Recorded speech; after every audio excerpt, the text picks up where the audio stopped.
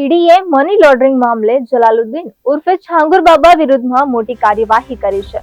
લખનૌ ઝોનની ટીમે બલરામપુર, લખનૌ અને મુંબઈમાં છાંગુર બાબા અને નવીન રોહરા સહિત અન્ય સાથે સંકળાયેલા 15 ઠેકાણાઓ પર દરોડા પાડવામાં આવ્યા હતા. ઉત્તર પ્રદેશની એટીએસ દ્વારા નોંધવામાં આવેલી પોલીસ ફરિયાદને આધારે ઈડીએ તપાસ આદરી હતી, જેમાં ગેરકાયદેસર ધર્માંતરણ, વિદેશી ફંડિંગ અને દેશની સુરક્ષાને લઈને ગંભીર આરોપો લગાવવામાં આવ્યા હતા. જ્યારે તપાસમાં સામે આવ્યું હતું કે છાંગુર બાબા બલરામપુર સ્થિત ચાંદ ઓલિયા દરગાહ ખાતેથી આખા નેટવર્કનું સંચાલન કરવામાં આવતું હતું. આરોપ છે કે આરોપી દ્વારા અનુસૂચિત જાતિ અને આર્થિક રીતે નબળા વર્ગના લોકોને ડરાવી અને લાલચ આપીને ધર્માંતરણ કરાવતા હતા. ઈડીએ છાંગુર અને તેની સહયોગીના 22 જેટલા બેંક ખાતાની તપાસ કરી છે. આ બેંક ખાતામાં રૂપિયા 60 કરોડથી વધુ શંકાસ્પદ રકમની લેતી દેતી થઈ ગઈ છે.